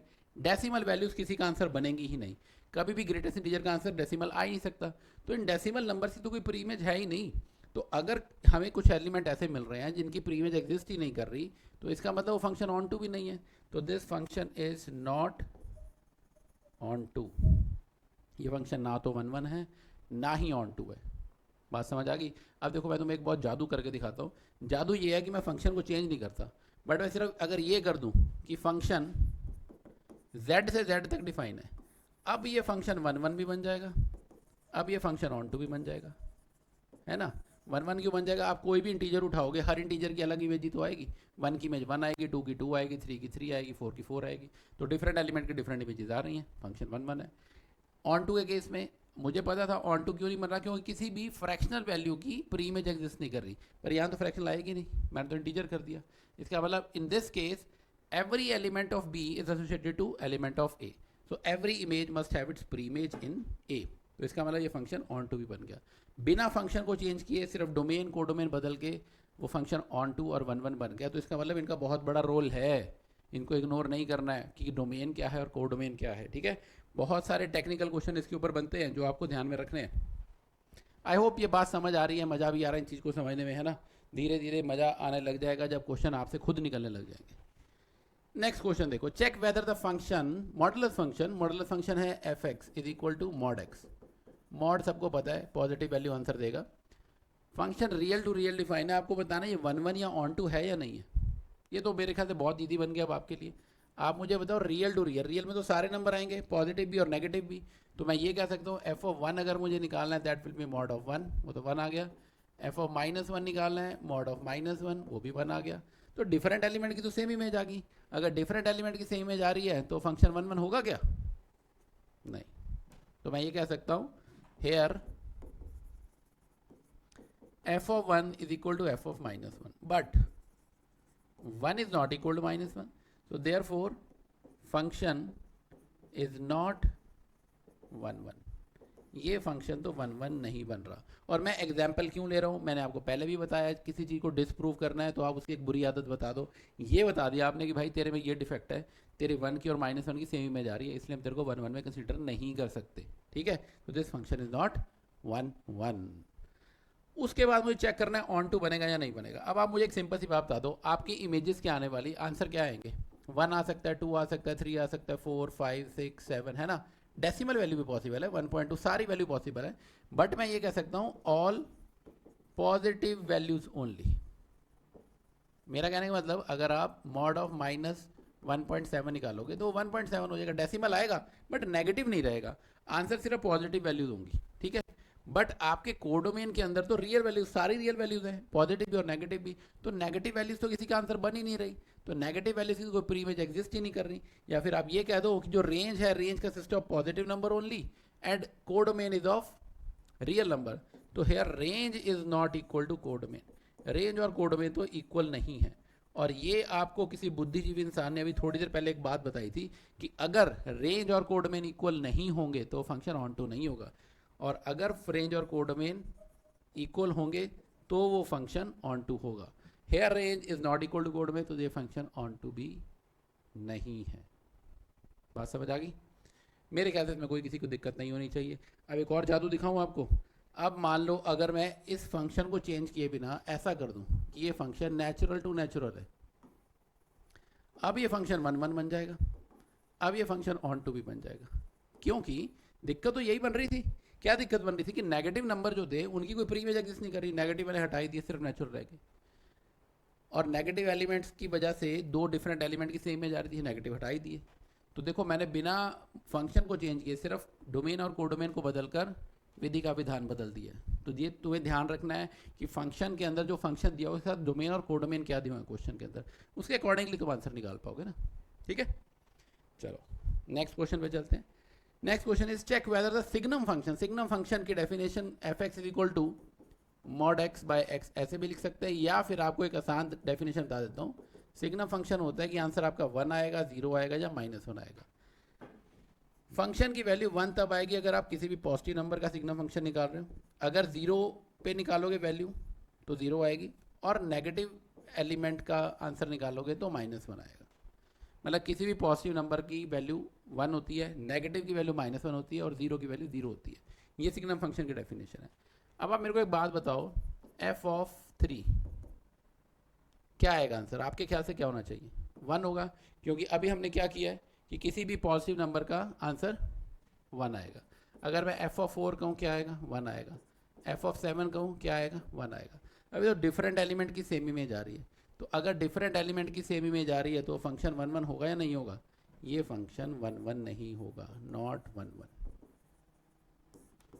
ठीक है, आप ऐसे भी लिख सकते हो कि f of 3 is equal to f of 4 but 3 is not equal to 4, so this function is not 1 1। बात समझ आ गई? एक और चीज़ देखो, अगर मैं आपसे पूछूं इसकी रेंज क्या आ रही है, आपके पॉसिबल आंसर्स क्या बन रहे हैं? रेंज आ रही है या तो 1 या 0 या -1। रेंज में ये 3 एलिमेंट आ रहे हैं, ठीक है। बट कोडोमेन क्या है? Codomain is equal to, codomain तो सेट ऑफ रियल नंबर है, तो we can say range here is not equal to codomain. Range और कोडोमेन तो इक्वल नहीं आ रहे, और रेंज और कोडोमेन अगर इक्वल नहीं आ रहे हैं तो this function is not onto, ये फंक्शन ऑन टू भी नहीं है। तो फंक्शन 1 1 और ऑन टू कैसे बनेंगे, अब वो बात आपको समझ आ गई है। डिफरेंट एलिमेंट की डिफरेंट इमेजेस आ रही हैं तो फंक्शन 1 1 है, और हर एलिमेंट इन बी अगर उसकी प्री इमेज ए में एग्जिस्ट कर रही है तो वो फंक्शन ऑन टू है। चलो नेक्स्ट पॉइंट पे चलते हैं, बहुत ही मज़ेदार चीज़ है, आपको ये याद रख लेनी है कि number of relations A cross B. देखो मैं आपको, अगर आप रट्टा नहीं भी मारना चाहते हो, मैं आपको समझा सकता हूँ कि ऐसा क्यों हो रहा है। आप ये देखो, अगर एक रिलेशन आप ए से बी तक डिफाइन कर रहे हो, हमें ये निकालना है कि नंबर ऑफ रिलेशन कितने बन सकते हैं। ठीक है, मैं मान लेता हूँ कि ए के अंदर पड़े हैं m एलिमेंट्स और बी में पड़े हैं n एलिमेंट, तो ए क्रॉस बी में ऑर्डर्ड पेयर्स कितने बन सकते हैं? m into n. ये बात तो हमने सबसे पहले पढ़ ली थी, सबसे पहले स्लाइड में पढ़ी थी कि ए क्रॉस बी में कितने एलिमेंट आ सकते हैं, कार्टेशियन प्रोडक्ट में कितने एलिमेंट आ सकते हैं। You have to multiply these two elements m into n. ठीक है, और अगर एक सेट में कुछ भी एलिमेंट पड़े हैं, अगर मैं आपको कहूँ एक सेट में 5 एलिमेंट पड़े हैं तो उसके कितने सबसेट बन सकते हैं? 2 की पावर 5। ये फॉर्मूला होता है to calculate the number of subsets. अब एक कार्टेशियन प्रोडक्ट में mn एलिमेंट्स पड़े हैं तो उसके कितने पॉसिबल सबसेट बन सकते हैं? उतने ही तो रिलेशंस होंगे। रिलेशंस का मतलब क्या है कि कितने पॉसिबल सबसेट बन सकते हैं, कितने पॉसिबल तरीके हो सकते हैं उसको एक एलिमेंट डालने के, 2 डालने के, 3 डालने के, जितने मर्जी डाल लो, तो उसके कितने सबसेट बन सकते हैं? 2 की power mn। So this is basically the number of possible subsets, और जितने भी नंबर ऑफ पॉसिबल सबसेट बनेंगे that will give you the number of possible relations. ठीक है, ये आपने आई होप 11th क्लास में पढ़ा होगा। टोटल नंबर ऑफ सबसेट्स निकालने का फॉर्मूला होता है 2 की पावर n, है ना। जितने भी एलिमेंट्स हैं सेट में, if set contain n elements तो उसमें 2 की पावर n है। अब कार्टेशियन प्रोडक्ट में m इंटू एन, mn आ गए तो उसमें कितने सबसेट बनेंगे? 2 की पावर mn। क्लियर है बात सबको, है ना। चलो अगली कहानी है कि कितने रिफ्लेक्सिव रिलेशन बन सकते हैं। अब अगर एक ए सेट लिया मैंने तो उसमें reflexive, number of reflexive relation निकालने का तरीका है 2 की power n square minus n। ये फॉर्मूला याद रख लोगे या इसका भी तरीका बताऊँ ऐसा क्यों हो रहा है? फटाफट से बता देता हूँ, अगर किसी को समझ आ जाए तो अच्छी बात है, नहीं तो आप फॉर्मूला याद भी रख सकते हो। देखो अगर आपके पास ए एक सेट है जिसमें n एलिमेंट्स है, तो ए क्रॉस ए में कितने एलिमेंट्स आएंगे? n इंटू एन, मतलब n स्क्वायर आ गए। ठीक है, अब आप देखो, चलो मैं 1 2 3 की बात करता हूँ, 1 2 3 2 3। ठीक है, और यहाँ पर आप ऐसा कर लो, 1 2 3 से कितने पॉसिबल नंबर बन सकते हैं? 1 1 1 2 1 3, 2 1 2 2 2 3, 3 1 3 2 3 3। ये तो मैंने उसका केस लिया है अगर सिर्फ 3 एलिमेंट्स है, 1 2 3 से 9 एलिमेंट्स बने इसके, n इंटू एन होगा तो n स्क्वायर बनेंगे। अब अगर आप इन तीनों को छोड़ दो, मतलब ये तीन तो लेने ही लेने हैं, रिफ्लेक्सिव बनाना है तो आपको ये तीनों तो होने ही चाहिए, 1 1 2 2 3 3 होने चाहिए। तो n स्क्वायर में से ये n एलिमेंट माइनस करेंगे तो कितने एलिमेंट बन जाएंगे? n स्क्वायर माइनस n, इतने बच गए। टोटल n स्क्वायर आ रहे हैं ऑर्डर पेयर्स, और उसमें से ये n हटा दिए क्योंकि ये n तो आपको रिलेशन में लेने ही पड़ेंगे, ये तो लेने हैं। इसके अलावा कितने बचे हैं? n square minus n। अब इनमें से आप कोई एलिमेंट लेना चाहते हो, नहीं लेना चाहते हो, आपकी अपनी श्रद्धा है। कितनी पॉसिबिलिटीज बन सकती हैं? वो बन सकती हैं 2 की power n square minus n। ये बात आई होप सबको समझ आ जानी चाहिए कि ये मैंने क्यों बनाई है। ठीक है, तो total number of reflexive relation हो सकते हैं 2 की power n square minus n। ऐसे ही कहानी है सिमेट्रिक रिलेशंस की। Total number of symmetric relation कितने हो सकते हैं? 2 की power n square plus n divide by 2। आप चाहो तो फॉर्मूला याद रख लो, पर अगर कोई बच्चा ज्ञान लेना चाहता है कि ऐसा क्यों हो रहा है, नंबर ऑफ सिमेट्रिक रिलेशन ऐसे क्यों आ रहे हैं, तो मैं उसका भी तरीका बता सकता हूँ कि जो सिमेट्रिक, जब हमने ये पॉसिबल ऑर्डर्ड पेयर बनाए तो जो डायगोनल में जा रहे थे 1 1 2 2 3 3, कहने का मतलब ये है, ये कितने एलिमेंट्स हैं? n, तो 2 की पावर n, इससे इतने पॉसिबल सबसेट बन पाएंगे और बाकी बचे हुए 2 की power n square minus n by two, जो पिछले में बनाया मैंने, n बाई टू क्यों किया है, क्योंकि आधे ऊपर है आधे नीचे। अब जब आप इन्हें ऐड करोगे, बेसिस सेम है तो पावर ऐड हो जाएंगी, तो यू विल गेट 2 की power n square plus n divide by two. इतने पॉसिबल सिमेट्रिक रिलेशंस बन पा रहे हैं। बात समझ आ गई?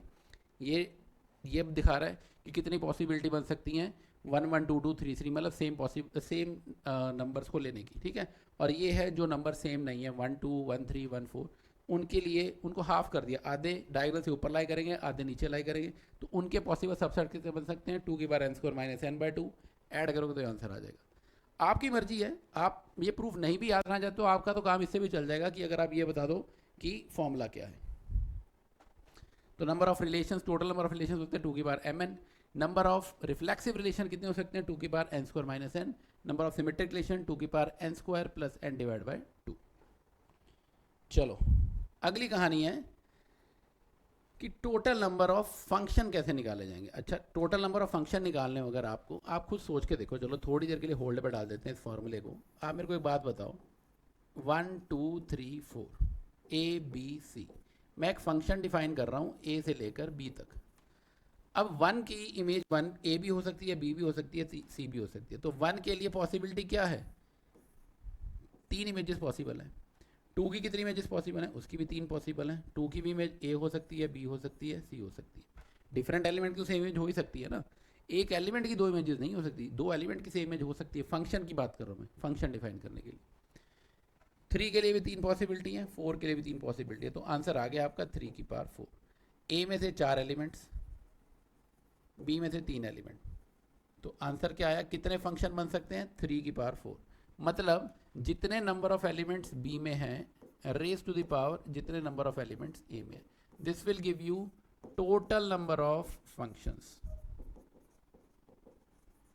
टोटल नंबर ऑफ फंक्शंस कितने हो सकते हैं वो आप ऐसे निकाल सकते हो कि नंबर ऑफ एलिमेंट जितने बी में है रेज टू द पावर जितने नंबर ऑफ एलिमेंट्स ए के अंदर है। यही मैंने कहा हुआ है यहाँ पर, नंबर ऑफ एलिमेंट्स अगर ए में n है, बी में m है, तो m की पावर n, जितने बी में है रेज टू पावर जितने n में। समझ आ गई होगी ये बात। अगली कहानी है 1 1 फंक्शन। 1 1 फंक्शन भी बड़ी मजेदार कहानी है। मैं ये कह देता हूँ ये ए सेट है। इस फॉर्मूले को थोड़ी देर अभी मत पढ़ना, मेरी कहानी सुनना पहले। 1 2 3 4 ए बी सी। आप मुझे एक बात बताओ, 1 के लिए कितनी पॉसिबिलिटी है। 1 की इमेज मैंने मान लिया ए हो सकती है, 2 की इमेज बी हो सकती है, सी की इमेज 3 की इमेज सी हो सकती है, 4 की इमेज क्या हो सकती है। मैं 1 1 की बात कर रहा हूँ, 1 1 फंक्शन। अगर मैं 4 की इमेज सी डाल दूंगा तो डिफरेंट एलिमेंट की सेम इमेज हो जाएगी। 4 की इमेज बी डालता हूँ तो भी डिफरेंट एलिमेंट की सेम इमेज हो जाएगी। और 4 की इमेज अगर ए डालूंगा तो भी डिफरेंट एलिमेंट की सेम इमेज हो जाएगी। और डिफरेंट एलिमेंट की सेम इमेज हुई मतलब फंक्शन 1 1 नहीं है। देखो बेटा, ऐसा हो सकता है कि अगर मैं जो बता रहा हूँ आपको लग रहा हो कि भाई ये बंदा तो बोल ही जा रहा है, बोल ही जा रहा है ना, इतनी तेज बोल ही जा रहा है, प्रोसेसिंग में स्लो हो रहा है, तो कोई बात नहीं, यूट्यूब आपको बहुत सारी ऑप्शन देता है।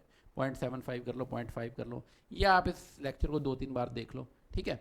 बट मैं आपको ये इसलिए बता रहा हूँ क्योंकि मैं इसलिए फटाफट बोलता जा रहा हूँ क्योंकि मुझे लग रहा है कोई भी इंपॉर्टेंट पॉइंट मिस नहीं होना चाहिए, ठीक है ना।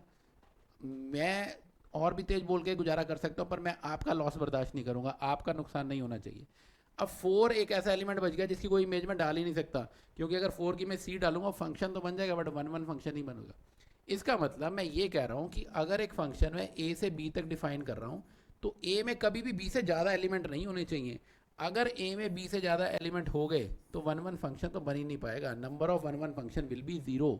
तो ए से बी तक अगर फंक्शन डिफाइन कर रहा हूँ तो ए के पास बी से ज़्यादा एलिमेंट नहीं होने चाहिए, ठीक है। हाँ, ऐसा हो सकता है कि ए के पास बी से कम एलिमेंट हो, यहाँ पर 1 2 3 हो, इसके पास ए बी सी डी हो, अब कोई दिक्कत नहीं है। 1 की इमेज ए भी हो सकती है, 2 की इमेज बी भी हो सकती है, सी भी हो सकती है, डी भी हो सकती है। और मतलब ये 4 एलिमेंट है, इन 4 में से कोई 3 अरेंज करने हैं जो ए बी सी के पास जाए। तो मैं यहाँ पर भी वही बात कह रहा हूँ कि अगर तुम्हारे पास बी में एम है और ए में एन है तो m P n, this is the possibility, ठीक है। और अगर दोनों में सेम सेम ही है तो एन पी एन हो जाएगा। अगर ए में भी एन है बी में भी एन है तो एन पी एन हो गया। एन पी एन का मतलब एन फैक्टोरियल आ गया। बात समझ आ गई। इसका मतलब 1 1 फंक्शन में एक बात मुझे समझ आ गई है, ए से बी तक अगर मैं फंक्शन डिफाइन कर रहा हूँ ए में कभी भी बी से ज़्यादा एलिमेंट नहीं होने चाहिए। अगर ए में बी से ज़्यादा एलिमेंट है तो 1 1 फंक्शन डिफाइन ही नहीं होगा। अगर बी में ए से ज़्यादा एलिमेंट है वो पॉसिबिलिटी है, फिर एम पी एन बन जाएगा। और अगर दोनों में सेम है तो n फैक्टोरियल बन जाएगा। चलो नेक्स्ट पॉइंट है number of onto functions. अब देखो ऑन टू फंक्शंस के लिए आप एक और चीज़ समझ सकते हो। ऑन टू फंक्शन में पॉसिबिलिटी ये है कि कभी भी n m से छोटा हो गया तो ऑन टू फंक्शन नहीं बनेंगे, ज़ीरो बनेंगे। अगर n m के इक्वल है तो n फैक्टोरियल, वही जो पिछले केस में था। ये वाला फॉर्मूला आपको याद रखना है। ऑल्दो इसको भी मैं आपको एक्सप्लेन कर सकता हूँ कि ऐसा क्यों आया, ये principle of inclusion and exclusion से है, बट एज ऑफ नाउ आप इसको फॉर्मूले को याद रख सकते हो, वो आपके लिए बेटर ऑप्शन है। यूजली एग्जाम में ऑन टू फंक्शंस का क्वेश्चन कम पूछा है। देखो आपके जेई मेंस वगैरह में तो आ सकता है, बट सीबीएसई में ऐसा क्वेश्चन डायरेक्टली पूछने के चांस कम है, पर फिर भी हम कोई रिस्क नहीं लेंगे। हमारा टारगेट 100 मार्क्स है। आप ये फॉर्मूला नोट कर सकते हो, ठीक है। अगर ये फॉर्मूले आपको समझ आ गए हैं, एक और चीज़ देख लो, बाइजेक्टिव फंक्शन। अब बाइजेक्टिव का मतलब फंक्शन 1 1 भी होना चाहिए, ऑन टू भी होना चाहिए। अभी मैंने आपको बताया अगर एन एम से बड़ा था तो 1 1 एग्जिस्ट नहीं कर रहा था, इसमें ऑन टू नहीं कर रहा था। फंक्शन 1 1 या ऑन टू नहीं, बाइजेक्टिव तभी बन पाएगा अगर ए और बी में सेम नंबर ऑफ एलिमेंट होंगे, and that will be n factorial. क्योंकि बाइजेक्टिव मुझे 1 1 भी दिखाना है, ऑन टू भी दिखाना है। एक कंडीशन में 1 1 नहीं बन रहा था, एक में ऑन टू नहीं बन रहा था, तो बाइजेक्टिव कब बनेगा, जब दोनों कंडीशन एग्जिस्ट करेगी। इसका मतलब ए और बी में सेम नंबर ऑफ एलिमेंट होने चाहिए, तभी वो फंक्शन बाइजेक्टिव आएंगे। मेरे ख्याल से ये बात सबको समझ आ चुकी है, सब बहुत अच्छे से समझ चुके हैं और सब बहुत सारा ज्ञान ले चुके हैं आज के सेशन से, है ना। तो आज के सेशन में अगर आपको मेरी बात समझ आ गई है और अगर आप मेरा दिल थोड़ा सा भी रखना चाहते हो, अगर आप चाहते हो कि इस बंदे ने जो इतनी देर तक बोला है आप उसका कुछ फल दे सके, तो आपने एक काम कर रहे हैं, ये जो मैंने लिख दिया है इस क्वेश्चन के सारों के आंसर आपने कमेंट सेक्शन में लिखने हैं। जो भी बंदा कमेंट सेक्शन में सबके आंसर करेगा, मैं पर्सनली उसके रिप्लाई में थैंक यू बोलने वाला हूँ, बट मैं चाहता हूँ कि इसके आंसर आप दो। देखो जब आप इन सब चीज़ों के आंसर देते हो, लिखते हो, एक तो आपका कॉन्फिडेंस बढ़ता है और एक वीडियो बनाने वाले को भी थोड़ा मोटिवेशन मिलता है कि हाँ बच्चे पढ़ रहे हैं, बच्चे सीख रहे हैं। और अगर आप ये कमेंट ही नहीं करोगे तो मुझे कैसे पता चलेगा कि आप सीख पा रहे हो इससे या नहीं सीख पा रहे हो। इससे सीख पाओगे, इनका कमेंट कर पाओगे, तभी हमें मोटिवेशन मिलता है और हम अगले और वीडियोज़ बनाते हैं, ठीक है। आई होप आज के सेशन में सबको बहुत मज़ा आया होगा और बहुत कुछ सीखा होगा, कुछ नया सीखा होगा, कुछ पुराना सीखा होगा। फिर भी अगर कोई डाउट या क्वेरी है तो मैं क्षमा प्रार्थी हूँ, और मैं आपको और भी कोई डाउट हो, कोई भी क्वेरी हो तो उसका जवाब देने के लिए हमेशा रेडी बैठा हूँ 24/7, कोई प्रॉब्लम नहीं है। You can give your feedbacks your in comment section, your queries, सब कुछ आप कमेंट सेक्शन में बता सकते हो। यू आर मोस्ट वेलकम, ठीक है। That's it for the session. I hope relation function अब सबको क्लियर हो गया होगा। इसे ध्यान से एक बार दोबारा देख सकते हो, नोट्स को दोबारा से रिवाइज कर सकते हो। That's it for the session, thank you.